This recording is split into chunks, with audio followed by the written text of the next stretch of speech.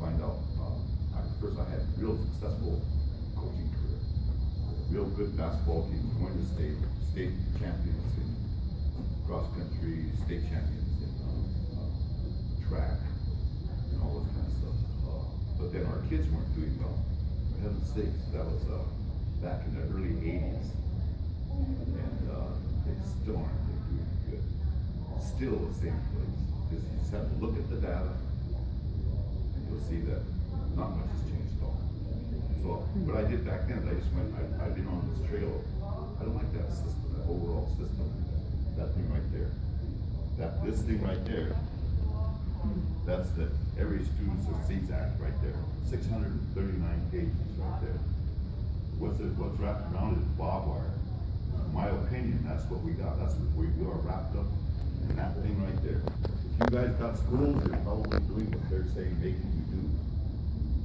It doesn't work. It doesn't work. Just look at the data. Say you look at the goddamn data. The National Progress for Education, its assessment and aid puts us way at the bottom in America, having like some states, New Mexico, South Dakota, North Dakota, like 10, 11, 12% proficiency. The rest, in other words, aren't. The best schools are doing the best are Oregon, I think Washington, doing like 25%, something like that. But still, that's bad. Okay, you got to understand that's not good at all. So I just want our children to be dynamic and imagine we got. I think I asked Robert Cook how many people were at this convention. He said he thought 1,200. Is that you know? Oh, well that's good, you know. But I just said we should have a hell of a lot more because the people are here are represented. They've done well in that system. I've done well. My wife's done well. My children have all graduated, all my kids. We are absolutely exception. Absolutely. What I say, when I have to take a look, because I lived on my reservation all my life. And most of us do not do well in that system. Most of our kids are suffering actually. Really have a tough time. I mean, it's a bell curve, okay? A's, B's, C's, D's, and F's, and there's a few at the top that do well. For whatever reason, my kids and myself have done well. Well, why don't we ever care about the ones that are neat? What the hell wrong with that? Why don't we do something about that? And I said, I got to job kick that thing. And I know we've worked with Joyce on tribal education departments. We just gotta forget about this mainstream. You know, the reason why we do it is because of the money. Okay. Our tribes just cannot afford to run our own schools. We don't tax on most reservations, so we can't afford that big tax, that big to cost us on public or the NIEA. So we do what they say, and we do what they say. And somebody fact check me on this, and I say this all the time. Please fact check me. One of you people, please give me one time I'd like to have the answer. This is the science of it. If somebody's got to show me the data that says putting kids in school by age. If you're 9 years old, they go in the fourth grade or thereabouts, okay? You know, 14-year-old, you're a freshman or something like that. And then giving them content. And usually the content comes from what's guided by that, and they give that, and the states follow that. And then the states make the kids, the administrators of these schools do it. And pretty soon, by and large, mostly everything they do all the week long is not very much anything to do with the heart and soul of the community. It's the state stuff that's going on. So you get this content, you put the kid in, they're 12 years old, 6th grade, and they're getting pretty much what the state is saying. 4th grade, 3rd grade, you gotta be able to read a clock by the time you're 30. You guys are familiar with state standards. Those standards, you're supposed to have certain thresholds at certain times, at certain ages. That's the way the state standards are set up. So you're following what they're saying, and those teachers, and God bless their souls, and administrators, and a lot of unions too, are the same way.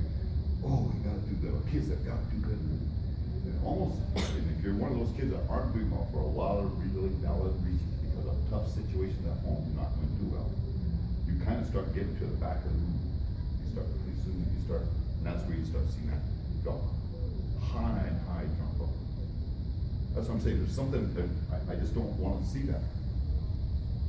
I look for education systems that takes and cares for each and every kid. And what you gotta do is you gotta forget that K-12 system. For us, our tribes to get a hold of the education system and run them ourselves is what we need to do. And don't give a dang about the state. And don't give a dang about that thing right there. We do what we want. That'd be the ideal thing. Joyce, that'd be the honest to God truth. But we don't. We have to, because the nickel and the dime comes from the federal government, we do what they want. So there's some holes there. There's a little bit of loophole that you can do it, but nonetheless, we don't do it.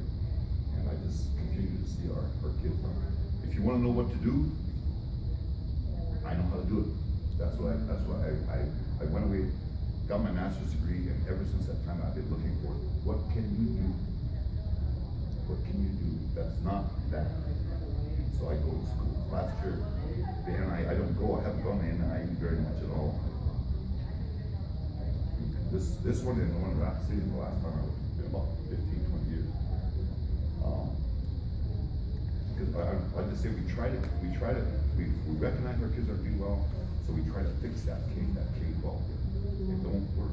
It's like, if you look up the word hidden curriculum, anybody ever hear that? Please look it up. It tells you that the system, this is not just Indian kids, this is everybody. It's psychologically controlling. Putting kids in boxes, and then when at a certain time you change to another class, a type of subject matter, or you hit the bell rings, everybody gets up and walks out. That system is really controlling. Whether we know it's controlling our mind, they've got us like this when we put our kids into that system. It's called the hidden curriculum. It's about control. The psychologists and sociologists will tell you that they don't like it. There's a better thing to do than what's going on. And there's models that can do this, okay? I just tell you that the best one I'd say is if you got varmints, little varmints, you ought to take a look at Montessori. That's what my wife, when we went to Portland, when I go away, I go looking for schools that are doing stuff that's different. This K-12 stuff, you gotta look for stuff that, there's a lot of educators in the United States who just say that, cool, and they go do something else. Project-based learning. There's no boxes, there's no bells, stuff like this. Those kids walking in the morning, and they go doing what they want to do. That's the key. You want to turn kids off? Well, you make them do what you tell them. Okay, you're a sixth grader. Okay, open up this. We're gonna do this math at this time. And believe me, if you're not doing very good at math or reading in those early years, what do? They diagnose you, right? They diagnose the hell out of you, and then they make you sit down and they run it through you again and again and again. It's probably the worst thing that turns them on. But anyway, there's better ways to turn that human being, turn that thing on. These models, I just say, you go, I'll just give you the example of the one when we went to Portland.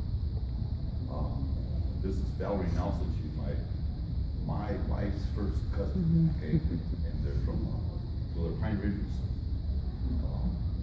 So we went over there. I didn't go to I went to the NIEA powwow, okay? That's cool. But in the daytime, we went around to different schools. Portland's got some innovative schools. A lot of cities have schools. If you want to go see a bunch of them, then you can see different kinds of models going on. We went to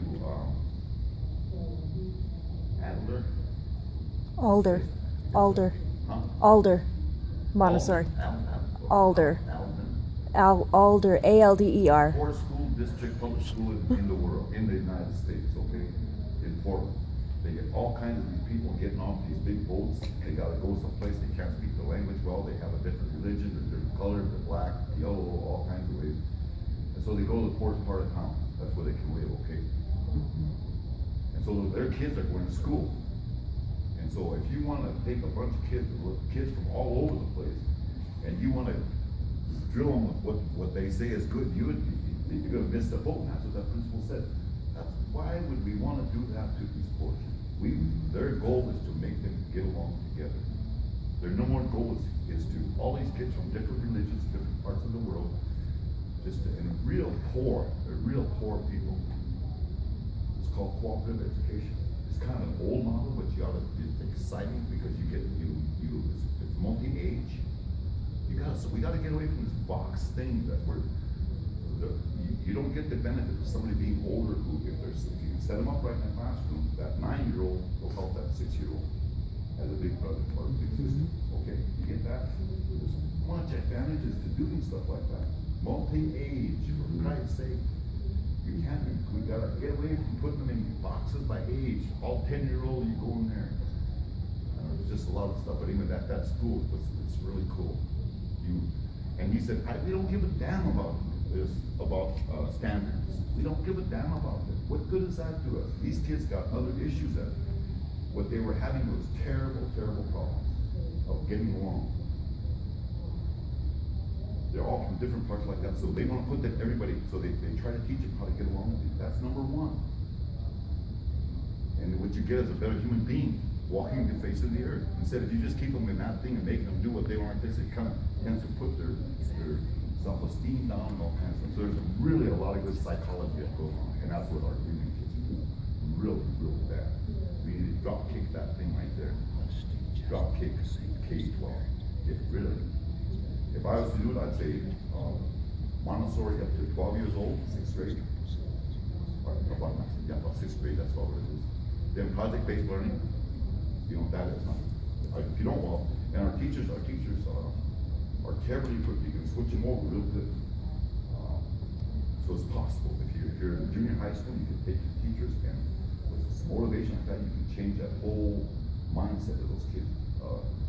They're doing what they want to do. And then on 12th grade, 9th grade, 12th, it was a high school, I put them into what I call a tribe model. And that's where for me, on a reservation, if you guys were all my students, you guys would be in one.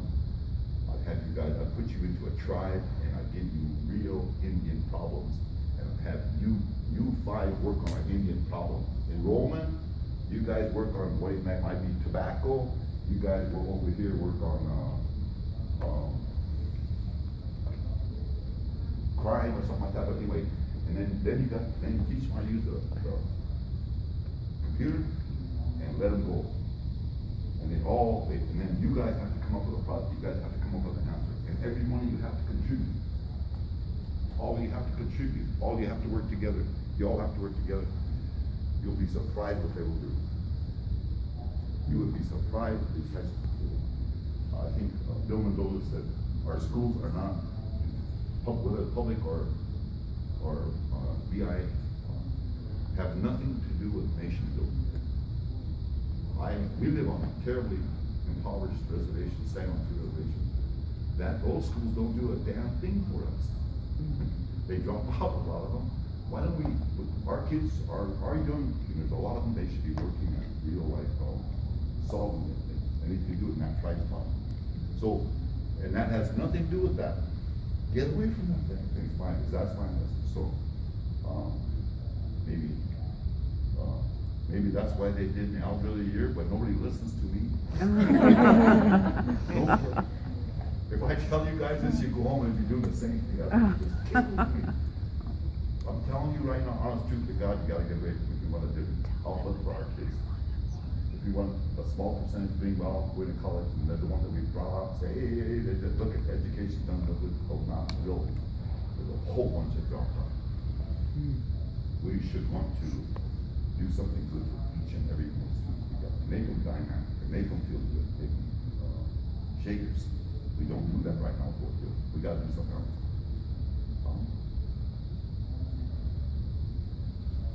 Question, I guess.